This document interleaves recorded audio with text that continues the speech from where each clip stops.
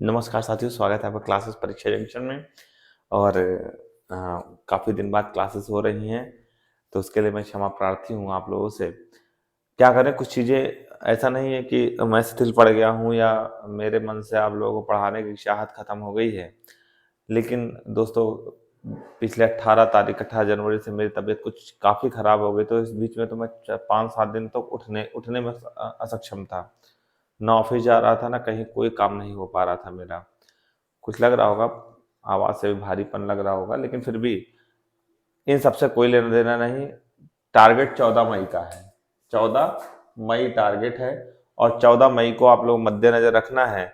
दोस्तों, आपका पूरा साथ दूंगा, पूरा का पूरा साथ दूंगा 13 मई तक। प्रीसेस प्रारंभिक परीक्षा जब तक नहीं हो जाती, बस 13 मई तक पढ़ाना है, और 14 मई को आप लोगों को युद्ध क्षेत्र में जाना है। तो अभी हम लोगों की 3 श्रृंखलाएं चल रही हैं, जिसमें संविधान, भारतीय संविधान है, आधुनिक भारत का इतिहास है, और करंट अफेयर्स है। जो बड़े पोर्शन हैं, वैसे कर इतना आप विश्वास मान के चलिए कि मैं पूरा सिलेबस 2.5-3 महीने में कवर कर दूंगा। 2.5 महीने अपने पास पूरे पर्याप्त है, पूरा फरवरी है मान के चलिए, मार्च है, अप्रैल है, और उधर 10 दिन हम मान के चलते हैं, हमारा मई भी मिल जाएगा। इसलिए फरवरी को जो 10 दिन हमारे वेस्टेज हुए हैं, उधर मार्च में हम मई में कवर कर लेंगे। तो हमारे पास अभी भी पूरा 3 महीने हमारे पास है। 3 महीने में सिलेबस पूरी तरह कंप्लीट हो जाएगा, और जितना मैं बता रहा हूँ उतना ही पढ़ के जाइएगा, आपका काम कंप्लीट हो जाएगा। पीसीएस प्रारंभिक परीक्षा आपसे रुकने वाली नहीं है, बस जितना बता रहा हूँ। ठीक, जो हमारा आधुनिक भारत का इतिहास चल रहा था, उसमें आज तीसरी, उस वो उत्साह तो नहीं दिखेगा आपको, क्योंकि थोड़ा सा दिक्कतें हैं, अभी भी शारीरिक दिक्कतें हैं, लेकिन फिर भी पूरी कोशिश ये रहेगी कि आप लोगों को पूरा दमखम के साथ पढ़ाया जाए। ठीक, तो आधुनिक भारत के इतिहास में आज तीसरा जो लेक्चर था हमारा, यूरोपीय कंपनियों का आगमन, उसमें आज हम लोग पढ़ेंगे अंग्रेजों का आगमन, अंग्रेजों का भारत में आगमन। ठीक है, पुर्तगालियों का आगमन हम लोग पढ़ चुके हैं, डच का आगमन पढ़ चुके हैं, और आज हम लोग का अंग्रेजों का आगमन हम लोग पढ़ना है।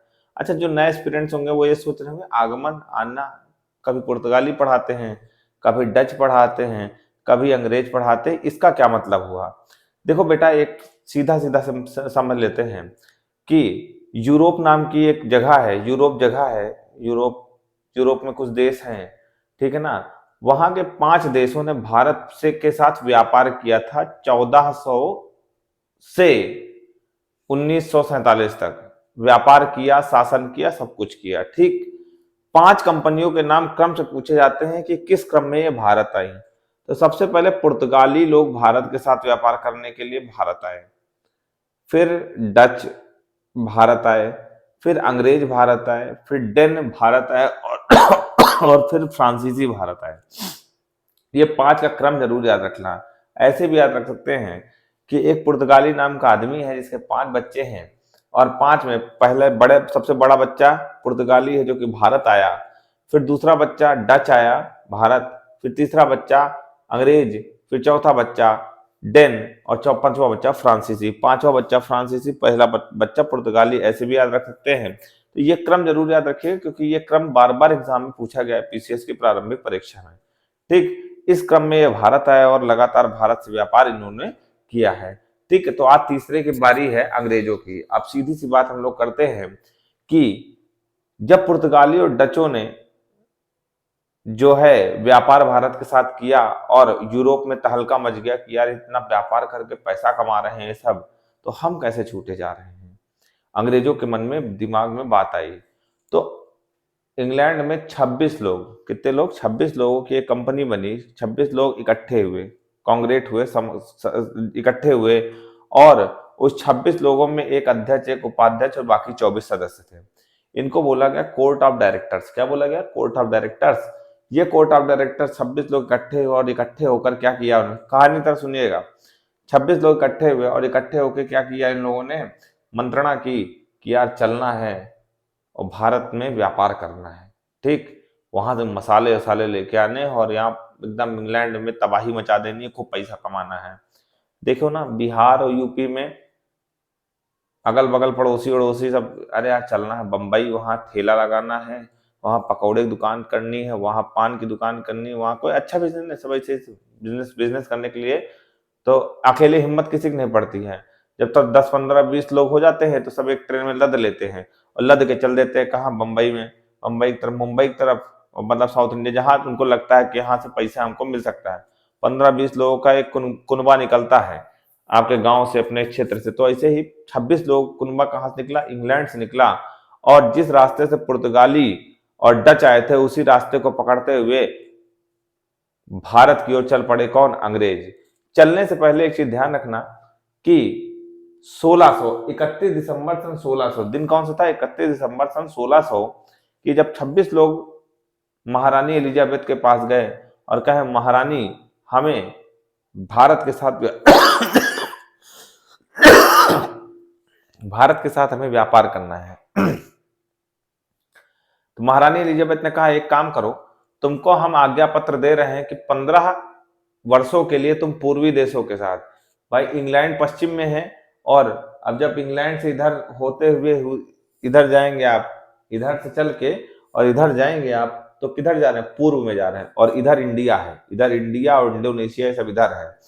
तो महारानी एलिजाबेथ ने कहा कि आप पूर्वी देशों के साथ व्यापार करिए, मेरी आज्ञा है, लेकिन ये व्यापार कितने वर्षों के लिए होगा? 15 वर्षों के लिए।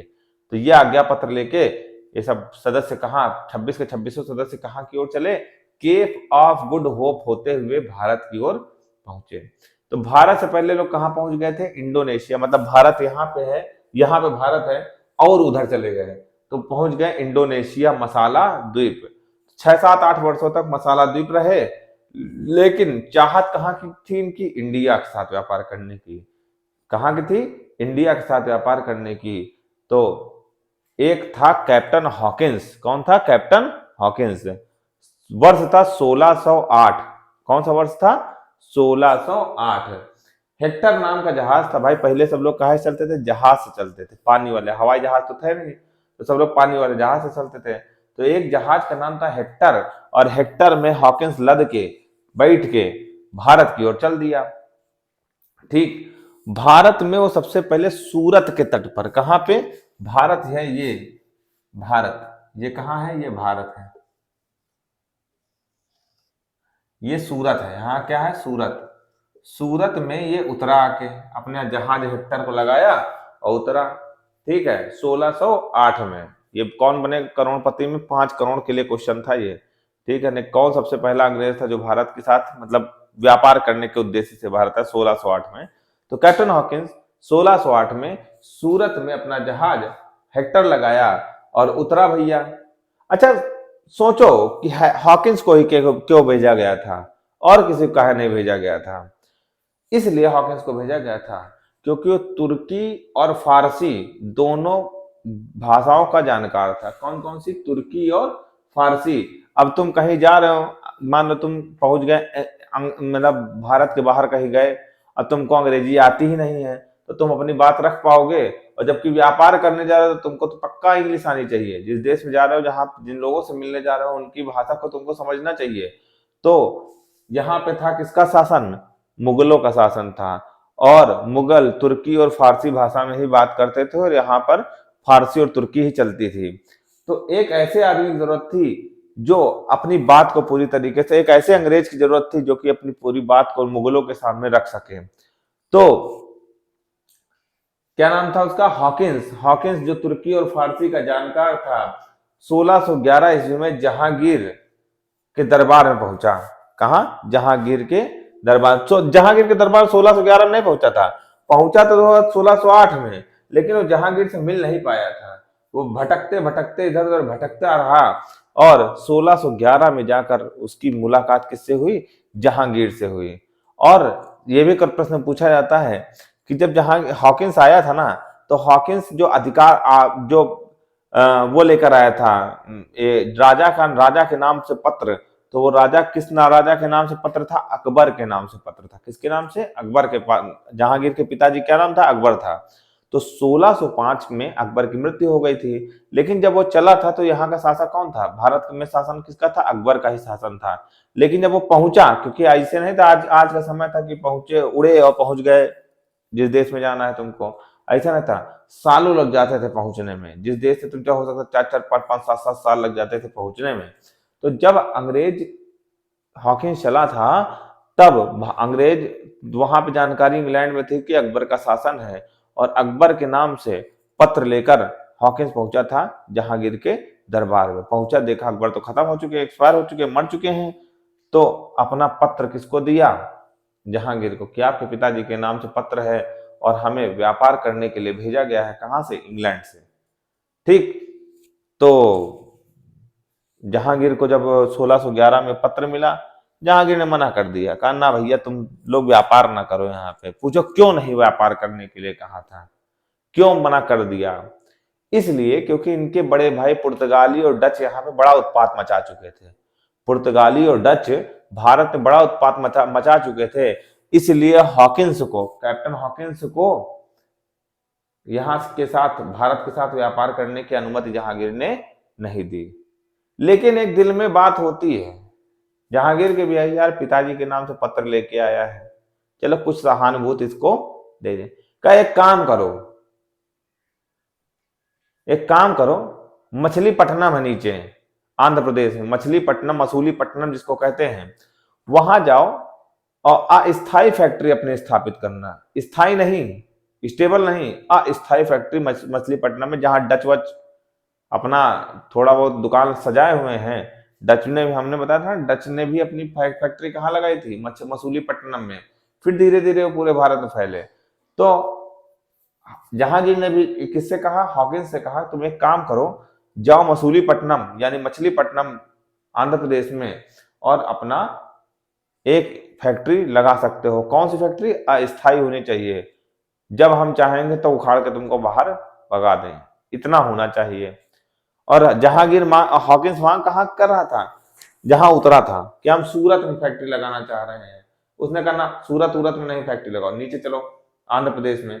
आंध्र प्रदेश में पहली फैक्ट्री, तो हॉकिंस ने सोचा चलो कुछ भी भागे भूत की लंगोटी सही, चलो हम आंध्र प्रदेश में ही फैक्ट्री अपनी लगा लेते हैं। मसूलीपट्टनम में पहली 1611 में जहांगीर ने पहली फैक्ट्री कहां पे लगाने के लिए बात कही? मसूलीपट्टनम में। और कैसी फैक्ट्री थी? अस्थायी फैक्ट्री। प्रश्न पूछा जाता है कि अंग्रेजों ने सबसे पहले अपनी फैक्ट्री कहां स्थापित की, तो आपका जवाब होना चाहिए मसूलीपट्टनम आंध्र प्रदेश में। प्रश्न घुमा दिया। अभी आगे बात करेंगे, प्रश्नों पर चर्चा करेंगे, बात की बात है। ठीक, तो जहांगीर मना कर दिया भाई। लेकिन अंग्रेज बड़े ढीठ प्रवृत्ति के थे। तुम लोगों को भी ढीठ बनना पड़ेगा अगर पेपर निकालना है, चाहे जितनी बार असफलता लगे, कोई दिक्कत नहीं। जब तक तोड़ेंगे नहीं तब तक छोड़ेंगे, जब तक सफल नहीं हो जाएंगे तब तक हॉकिंस की तरह हम प्रयास करते रहेंगे। तो हॉकिंस का प्रयास लगातार जारी रहा, और उसी में एक महोदय पैदा हो गए। क्या नाम था इनका? Thomas best. ये बेस्ट क्यों था अभी हम तुमको बताते हैं, प्रश्न पूछा जा चुका है पीसीएस में। थॉमस बेस्ट एक अंग्रेज था। इसने एक ऐसा कारनामा कर दिया जिससे जहांगीर के मन में पूरी तरीके से अंग्रेजों के प्रति, पता नहीं कहां से इतना बड़ा दिल हो गया, अंग्रेजों के प्रति जहांगीर का इतना बड़ा दिल हो गया। जानते हो क्या किया था? मुगल जो थे, यानी जहांगीर जो था, बहुत परेशान था पुर्तगालियों से। किससे बहुत परेशान था? पुर्तगालियों से। क्योंकि पुर्तगाली धीरे धीरे पूरा वर्चस्व स्थापित कर रहे थे, और जहांगीर को यह खतरा था कि कहीं पुर्तगाली अगर बहुत बड़ा बहुत ज्यादा मात्रा में फैल गए और अपने आप को बहुत शक्तिशाली बना लिया, तो मुगलों के लिए भारत में खतरा हो गया था शासन करना। तो जहांगीर को एक ऐसी शक्ति की आवश्यकता थी कि बिना हमारे लड़े पुर्तगाली देश से भाग जाएं, बिना हमारे युद्ध में कूदे, यानी बिना मुगलों के युद्ध में कूदे पुर्तगाली देश से भाग जाएं।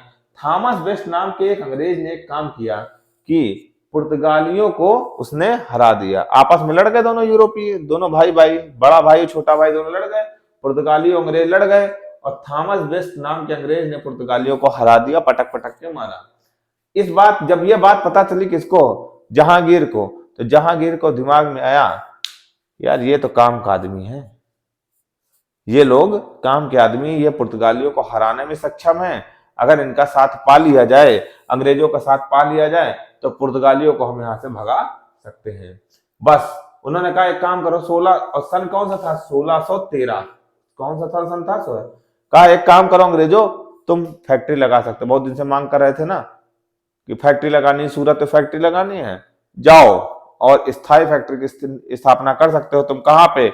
सूरत में। कहां पे? जहां के लिए पहले मना कर दिया था वहां पे ही दोबारा फैक्ट्री स्थापित करने के लिए आज्ञा दे दी है जहांगीर ने। और कैसी फैक्ट्री? स्थायी फैक्ट्री। कैसी फैक्ट्री?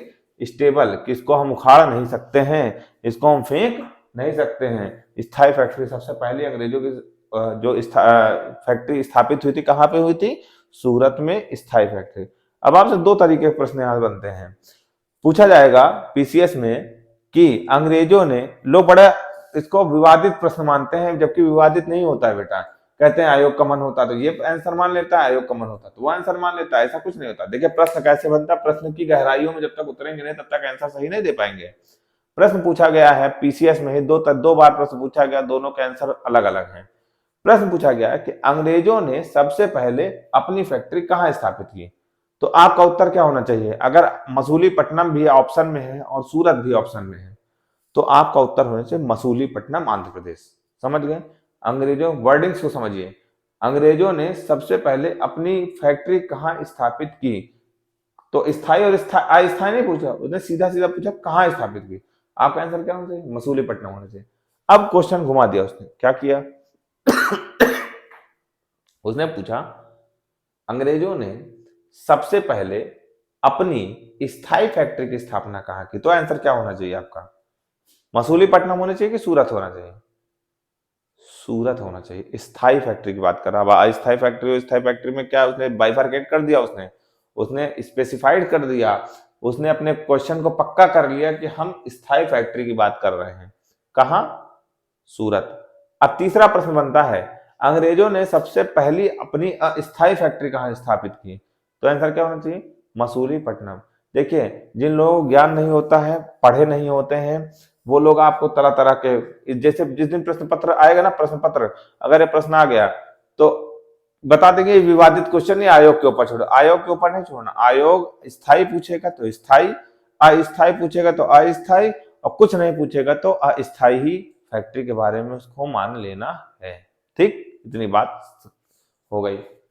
थॉमस वेस्ट ने किसको हराया? पुर्तगालियों को हराया और 1613 में सूरत में पहली स्थायी फैक्ट्री की स्थापना हो चुकी है। ठीक, अब अंग्रेजों के पैर पसारने की बारी आ चुकी थी और 1615 ईस्वी में, 1613 में स्थायी फैक्ट्री बन चुकी है।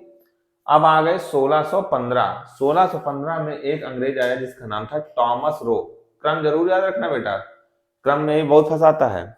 टॉमस रो, और टॉमस रो के प्रयासों से सूरत में मिल ही चुका था काम। सूरत के बगल में अहमदाबाद के बगल में भड़ौच, फिर गुजरात से राजस्थान होते हुए आप आएंगे उत्तर प्रदेश में आगरा।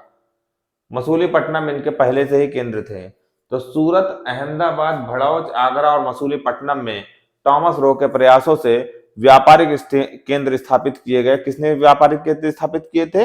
अंग्रेजों ने स्थापित किए थे। इसको याद मत करना, अगर आप हमारे साथ पढ़ रहे हैं तो उसको याद करने कोई आवश्यकता नहीं है। सीधा याद रखिए कि सूरत में तो होंगे ही होंगे, उसके बगल में अहमदाबाद है, वहीं पे भड़ौच है। ये तीन स्थान गुजरात में है।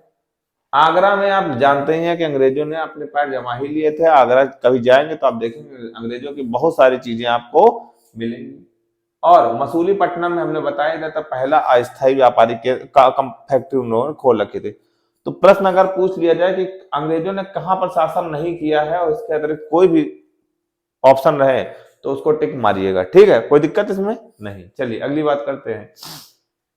अब बात करते हैं मैड्रिड की संधि।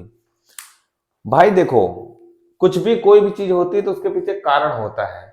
यदि कोई युद्ध हुआ तो उसके पीछे भी कारण है। जैसे तुम्हारा पड़ोसी के साथ लड़ाई हो जाती है, लाठी चल जाती है, तो काहे ले चल जाती है? कोई ना कोई कारण होता है ना। कोई नाली फोड़े ले रहा है तो कोई पानी निकाल ले रहा है, तो कोई नल गड़वा दे रहा है उनके घर के सामने, होता है ना। ये छोटी छोटी लड़ाइयां काहे लिए होती? इसी कारण से होती हैं। ऐसे ही अंग्रेजों के बीच में लड़ाई, जब अंग्रेज या राजा महाराजा किसी लड़ाई करते थे, कोई ना कोई कारण होता था। अब भाई बात करते हैं किसकी? मैड्रिड की संधि। और दो लोगों की शादी हुई थी, कैथरीन ब्रिगेंजा और चार्ल्स द्वितीय की शादी। इनके पीछे कारण है। इतिहास कभी भी पढ़ेंगे तो कारण से जोड़ते हुए पढ़ेंगे तो इतिहास बहुत आसान लगेगा। इन दो लोग कैथरीन ब्रिगेंजा और चार्ल्स द्वितीय की शादी और मैड्रिड की संधि की बात हम करेंगे कि ये क्यों हुई थी मैड्रिड की संधि 1630 में। ठीक, चलिए बात करते हैं। भाई देखो, पुर्तगाली बड़े होशियार, डच साथ में कंधे से कंधा लड़ा के चल ही रहे थे, और अब तीसरे भाई आ चुके थे अंग्रेज। ठीक है, और इन तीनों में जो सबसे हावी थे वो डच थे। डच बहुत हावी थे, वो पुर्तगालियों को भी तोड़ ताड़ चुके थे और अंग्रेजों को भी फैलने नहीं दे रहे थे। अब देखो, दोस्त का दोस्त दुश्मन होता है कि नहीं होता, मतलब दोस्त दुश्मन का दुश्मन दोस्त होता है, गलत बोल गए, दुश्मन का दुश्मन दोस्त होता है कि नहीं होता, कि दोस्त का दोस्त दुश्मन होता है, कुछ ऐसा ही होता है, कुछ कहावत कही जाती है। ऐसे ही डच जो थे हावी थे, बीच में एकदम, जिनको बीच में रखा गया है, हावी थे किसके ऊपर, पुर्तगालियों के ऊपर भी और अंग्रेजों के ऊपर भी। ये दोनों अगर शक्तियां एक हो जाएं, अंग्रेज और पुर्तगाली एक हो जाएं, तो डचों को मार कर भगाया जा सकता था कि नहीं भगाया जा सकता था। दो दुश्मन दोस्त हो रहे थे किसको, अपनी दुश्मनी किससे निपटाने के लिए, डचों से। ठीक है, तो अंग्रेज और पुर्तगाली मैड्रिड की संधि किए थे, किसकी, भाई ये लड़ चुके थे यहाँ पे, तो दुश्मन तो हो ही चुके थे, दोनों दुश्मन हो चुके थे, लेकिन इनका तीसरा दुश्मन था डच। तो दोनों दुश्मन पास पास आ गए, उन्होंने मैड्रिड की संधि कर ली। तो मैड्रिड की संधि किससे हुई थी, अंग्रेज और पुर्तगाली के बीच में, किससे निपटने के लिए हुई थी, डचों से निपटने के लिए। कब हुई थी, 1630 में। 1630 में मैड्रिड की संधि अंग्रेज और, अब याद मत करिएगा कि अंग्रेज और पुर्तगाली के बीच हुई थी, अंग्रेज और पुर्तगाली के बीच ना, बस अगर कहानी याद है कि डचों से निपटने के लिए अंग्रेज और पुर्तगाली पास आ गए और मैड्रिड की संधि कर डाली। और दूसरी बात, अगर वैवाहिक संबंध स्थापित हो जाते हैं तो आप समझ लीजिए कि लड़ाई झगड़ा, अब तो आज की शादियां नहीं कि शादी हो गई तो लड़ाई और झगड़े बढ़ जाते हैं। अरे कहीं दहेज के लिए लड़ाई चल रही है तो कहीं इज्जत के लिए लड़ाई चल रही है, उसकी बात नहीं कर रहे हैं। उस समय शादी होने का मतलब ये होता था कि दो लोग आपस में एक प्यार के बंधन में बंधे जा रहे हैं। तो यहाँ दो लोग कौन कौन से थे, एक कैथरीन ब्रिगेंजा थी और चार्ल्स द्वितीय थी। अगर इसको थोड़ा दूर की दृष्टि से देखें तो कैथरीन ब्रिगेंजा थी, क्या थी, पुर्तगाली थी। कैथरीन ब्रिगेंजा थी, क्या थी, पुर्तगाली। देखिए दूर की सोच देखिए, पुर्तगाली और अंग्रेजों की। और चार्ल्स क्या थे, अंग्रेज थे। चार्ल्स द्वितीय अंग्रेज, यही रानी एलिजाबेथ के खानदानी थे चार्ल्स द्वितीय, ठीक है ना। तो अंग्रेज चार्ल्स द्वितीय और कैथरीन ब्रिगेंजा की शादी हो गई। इस शादी का परिणाम क्या हो रहा था, इस शादी का परिणाम ये निकला, इस शादी का 1661 में हुई थी, इस शादी का परिणाम ये निकल रहा था कि पुर्तगाली और अंग्रेज पास आ रहे थे, पुर्तगाली और अंग्रेजों के संबंध अच्छे हो रहे थे। और किसके लिए खराब हो रहा था ये काम, डचों के लिए खराब हो रहा था। यानी डच अब धीरे धीरे कहां, भारत से जाने वाले थे। ठीक, भारत से भगाने की पूरी भूमिका पुर्तगाली और अंग्रेजों ने मिलकर बना ली थी। कैसे बना ली थी, एक की थी मैड्रिड की संधि और दूसरा हुआ था 1661 में कैथरीन ब्रिगेंजा और चार्ल्स द्वितीय की शादी। समझ में आ गई बात, क्यों हुई थी शादी। लोग रटते हैं शादी हुई शादी हुई, शादी क्यों रट रहा है भाई, शादी हुई, अरे शादी तो बीसों की होती, कैथरीन ब्रिगेंजा और चार्ल्स द्वितीय शादी का रट रहे हो। इससे दो देशों के बीच संबंध बन रहा है और तीसरे देश को मार के भगाने का प्रयास, समझ गए। ये जब तीसरा पेपर पढ़ाएंगे आपको, इंटरनेशनल सिक्योरिटी, ठीक है ना, तो उसमें भी ये चीज आपको हम कोट करवाएंगे, आगे बताएंगे कि इसका परिणाम देखो कितना होता है। आज देखोगे अभी तुर्की में जो है क्या आया है, भूकंप आया है। अब भारत पाकिस्तान लड़े जा रहे हैं कि भारत पहले तुर्की की मदद करेगा कि पाकिस्तान पहले तुर्की की मदद करेगा। क्यों कर रहे हैं ऐसा, क्यों लड़ रहे हैं कि हमने पहले तुर्की की मदद की है, क्योंकि आगामी भविष्य में यदि भारत को जरूरत पड़ेगी तुर्की की या पाकिस्तान को तुर्की की जरूरत पड़ेगी तो तुर्की के दिमाग में ये चीज रहेगी कि किसने हमारी मदद पहले की थी।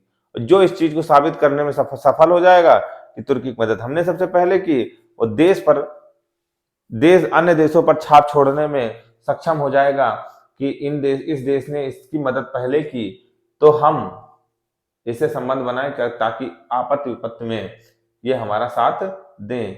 और जब आपत्ति विपत्ति में जब दो दोस्त पास आ ही जाते हैं, पास आ गए, तो आप समझ लीजिए फिर हर चीज आदान प्रदान होने लगती है। इससे बहुत फायदे होते हैं। समझ में आ गई बात? ये अब तीसरे पेपर में जब आप पढ़ाएंगे तो विधिवत पढ़ाएंगे। ठीक, अभी आप समझ गए कि नहीं समझ गए कि अंग्रेज और पुर्तगाली आ गए, मैड्रिड संधि कट डाली, काहिले कट डाली, बता चुके, कैथरीन ब्रिगेंजा और चार्ल्स द्वितीय की शादी हो गई। चलिए अगली बात करते हैं। जो सबसे बड़ा गंदा काम इन लोगों ने किया था, शादी पुर्तगाल और अंग्रेजों के बीच हो रही, और दहेज दिए दे रहे हैं हमारे बंबई को। मतलब बेगानी शादी में दुल्ला दीवाना हो रहा है, दहेज का दिए दे रहे हैं। पुर्तगाली उठा के बंबई दहेज दे दिए किसको? चार्ल्स द्वितीय को। अब समझो बात को, बड़े होशियार, अपने रिश्ते बनाने के लिए भारत की चीजें दहेज में दिए दे रहे हैं। ठीक है ना? चलिए ठीक, तो इतनी बात आप लोगों को समझ में आ गई। अब आते हैं अंग्रेजों का उत्थान और मुगलों के पतन के बारे में। देखिए, जब तक औरंगजेब था तब तक अंग्रेजों की हिम्मत नहीं पड़ी कि वो जो है उठ पाए। जब तक औरंगजेब था, लगभग 1705 इस आसपास, तो जब तक औरंगजेब था तब तक अंग्रेजों की हिम्मत नहीं पड़ रही थी कि वो उठ पाए। अंग्रेजों को दौड़ा दौड़ा के मारता था औरंगजेब और अंग्रेज नाम में बहुत अंतर नहीं लग रहा है, लेकिन औरंगजेब से खौफ खाते थे अंग्रेज। क्यों? यहां आपको पता लग सकता है। एक था जॉन चाइल्ड, अंग्रेज था, क्या नाम था उसका? John child. नाम जैसा था काम भी वैसा था, चाइल्ड वाला काम भी करता था, बचपन वाला। मुंबई से कुछ लोग जा रहे थे हज यात्रा पे, कहा? Mecca Medina. हज यात्रा वहीं की जाती है, मक्का मदीना की तरफ। तो जा रहे थे भाई कुछ लोग। जॉन चार्ल्ड कहीं कहीं अब तो मुंबई दहेज में मिल गया है, पहुंचे समुद्र तट पे, जितने जने रहे, जितने लोग जा रहे थे हज यात्रा पे, सबको बंदी बना लिया इसने, जॉन चाइल्ड ने। तो कहा जाओ तुम, टांगे तोड़ देंगे तुम्हारी। जॉन चाइल्ड, ये बात पता चली औरंगजेब को, कट्टर मुसलमान था, कट्टर मुस्लिम था। उसने कहा अच्छा, हमारे हज यात्रियों को रोका तुमने। जॉन चाइल्ड को भारत से निष्कासित कर दिया अंग्रेजों की चेतावनी के साथ, या तो सब चले जाओ या तो जॉन चाइल्ड को भगा दो सीधा, यहां व्यापार अपन नहीं कर सकते हो। तो जॉन चाइल्ड को किसने? अंग्रेजों ने, औरंगजेब ने निष्कासित कर दिया भारत से। समझ में आ गई बात? ये प्रश्न आ चुका है, किस किस कारण से निष्कासित किया था? हज यात्रियों को। अगर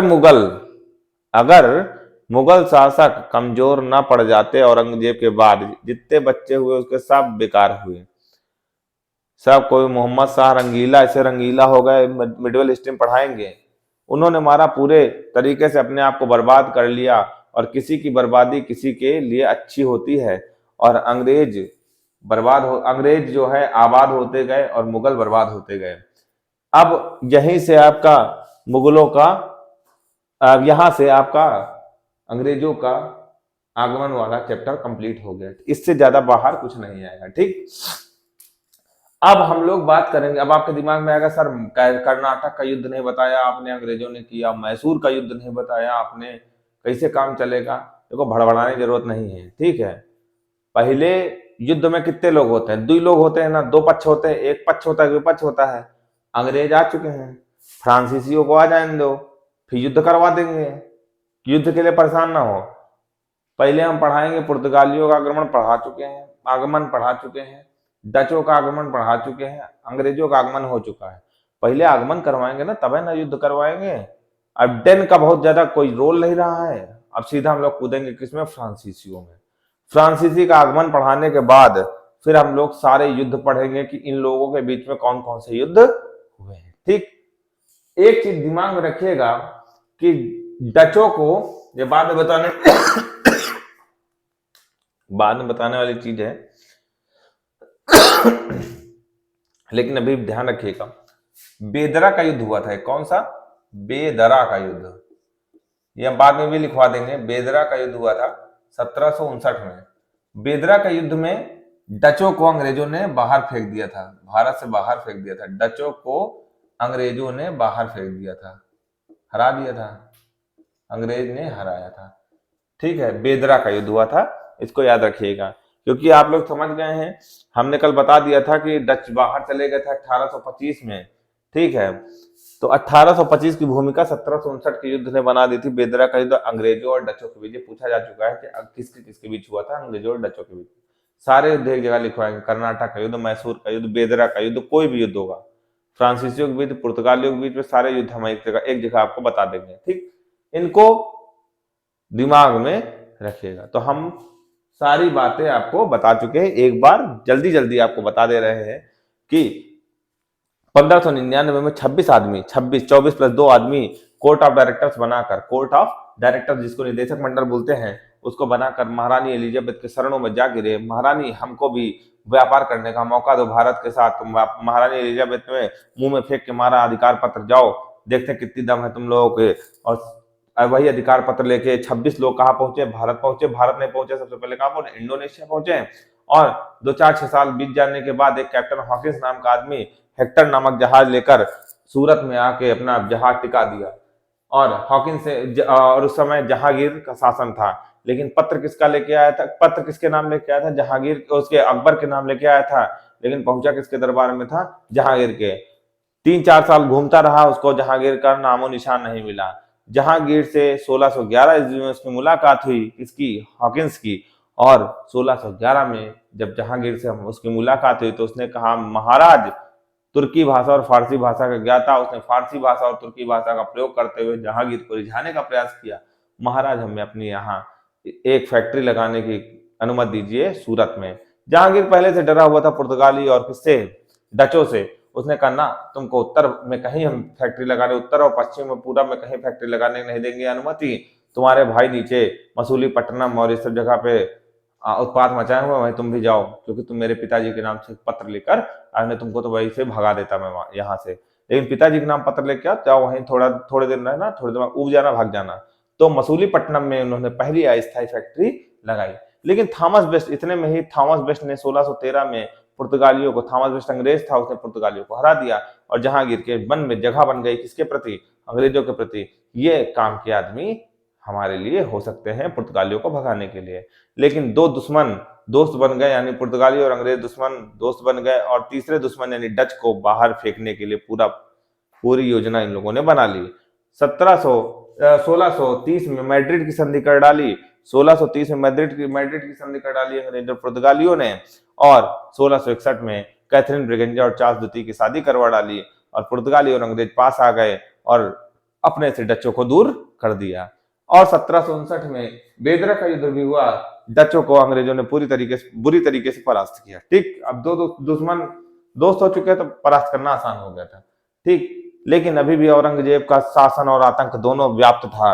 और जॉन चाइल्ड की एक छोटी सी घटना, जिसने हज यात्रियों को बंदी बना लिया था, कहां पर, जो चीज मुंबई को दहेज में जिन्होंने पाया था, वहां पर सोचते थे कि पिताजी का राज हो गया है, हर जगह हम ही हम हैं, ठीक है, दहेज में मिली है, चाहे लौटे, चाहे गाय, चाहे नाचे, यहाँ पे सब मेरा अधिकार है। लेकिन औरंगजेब ने कहा, तुम्हारी भूल है बेटा, ये हमारा दहेज भले पाए हो, लेकिन ये हमारा है। औरंगजेब ने किसको, जॉन चाइल्ड को कहा, भाग जाओ भारत से, निष्कासित कर दिया था। किस कारण से किया था, क्योंकि उसने हज यात्रियों को बंधक बनाया था, ठीक। तो आज आपका अंग्रेज वाला चैप्टर कंप्लीट हो चुका है। अब हम लोग आगमन करवाएंगे डेन का, एक आध दो लाइन उसमें पढ़ना है, फिर हम लोग सीधा कूदेंगे फ्रांसीसियों पर, फ्रांसीसियों का आगमन करवा देंगे, और फिर करवाएंगे मैसूर और कर्नाटक के युद्ध, और आपका पूरा चैप्टर कंप्लीट हो जाएगा। आज के लिए इतना ही, धन्यवाद। पढ़ते रहिए दोस्त, पूरी रात पढ़ाएंगे, पूरी रात पढ़ाएंगे, और पीसीएस से सिलेक्शन यहीं से करवाएंगे। संजय जी एक परेशान थे, उनके कमेंट ने मुझे थोड़ा मोटिवेट भी किया। आज भी मेरी हिम्मत नहीं थी कि लेक्चर बनाने की। संजय जी परेशान ना होइएगा, आप लगे रहिए, मैं आपके साथ हूँ, ठीक है ना। 2 3 बच्चे हैं जो कि हमें बहुत ज्यादा डेडिकेट लगते हैं, नैन्सी ओझा जी हैं, संजय जी हैं, और भी बच्चे हैं, ठीक है ना। आप लोग परेशान ना होइए, साथ देने का वादा किया है तो अंत तक साथ निभाएंगे जरूर। कहीं से कुछ भी पढ़ने की जरूरत नहीं बेटा, बस इतना पढ़िएगा और आप परेशान ना होइएगा। दूसरी चीज, एक चीज और आप लोग बता रही थी कि आप लोगों को लग रहा होगा सर कहाँ से पढ़ा रहे हैं, क्या सोर्स है, तो मैं आप लोग बताना चाहूंगा, आधुनिक भारत का इतिहास में पढ़ा रहा हूँ। आपके एसके पांडे जी की बुक आती है, बहुत अच्छी बुक है, वहां से मैं पढ़ा रहा हूँ। और दूसरा बेस हमारा पूर्वावलोकन घटना चक्र की ये दो किताबें हैं और आप इन्हीं दोनों के प्रश्न पत्र सॉल्व कर सकते हैं। इन्हीं में एस के पांडे जी की बुक में तो पीछे जो है वो दिया हुआ है, वस्तुनिष्ठ प्रश्न दिए हुए हैं, वहां से आप वस्तुनिष्ठ प्रश्न जो है कर सकते हैं और पूर्वावलोकन आपके लिए